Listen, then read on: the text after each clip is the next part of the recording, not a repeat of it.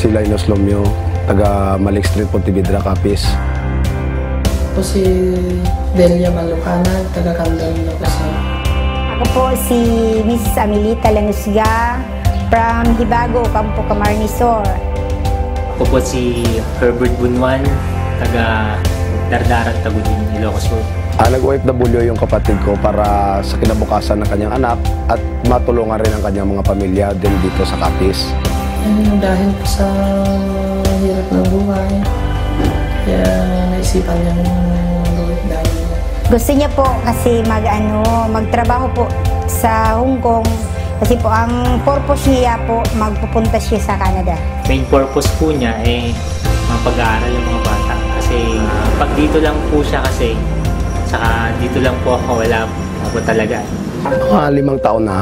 Ang trabaho niya sa Hong Kong ay isang DH, nagpapakatulong. Ewan ko kung 16 o magsi-17 years na. May naalagaan siyang kids, anak ng Australian at Chinese. Minsan kung isipin namin, parang di rin namin gusto na nandun siya, malayo sa kanyang pamilya. Kaso lang yung iniisip niya, di niya na iniisip yung homesick. Yung kikitain niya na lang para maihaw niya yung pamilya niya nandito. Si Mafe po, magawa niya na lang po siya sa Hong Kong. Hindi po siya makaka-caregiver sa Canada na hindi po siya mag-training po sa Hong Kong. Si Rosel po sa Hong Kong, bale 2 years na po siya doon. Pero hindi siya makakauwi kasi yung kontrata niya aabot ng hanggang 3 years siguro sir. Namimiss talaga namin siya. Kasi kahit pa paano, gusto namin na magkasama kami lahat. Kaso sir, yun nga kulang sa pinansyal. Sabi niya, Merry Christmas na lang.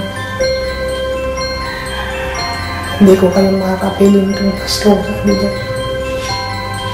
Nakakalungkot sir, nakakalungkot na mahirap kasi pangalawang Pasko na wala siya. Tinitiis na lang kasi yun din naman ang sabi niya para sa mga anak namin.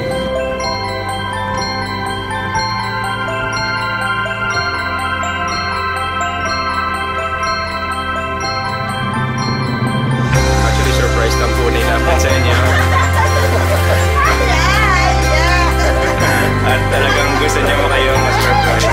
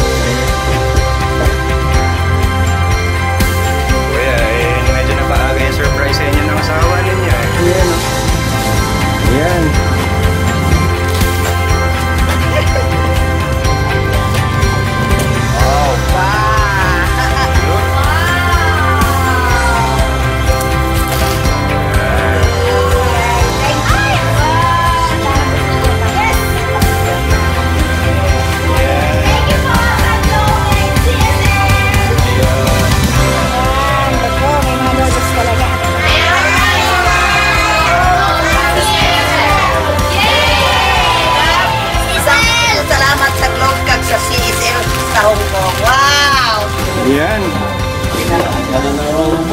Yan yung hinahanap eh. Malaking biyaya na binigay ng Globe sa amin. Dinaanan namin yung landa ngayon. Parang binigyan kami ng Globe ng pagkakataon na maka-celebrate namin yung New Year tsaka yung Christmas na meron kami mapagsalusaluhan na mas may pagkapagbigay kami sa ibang naming pamilya na maging masaya naman sila. Kaya malaki talaga pasalamat namin si Globe. Thank you sa lahat-lahat ng paghihirap mo para sa amin.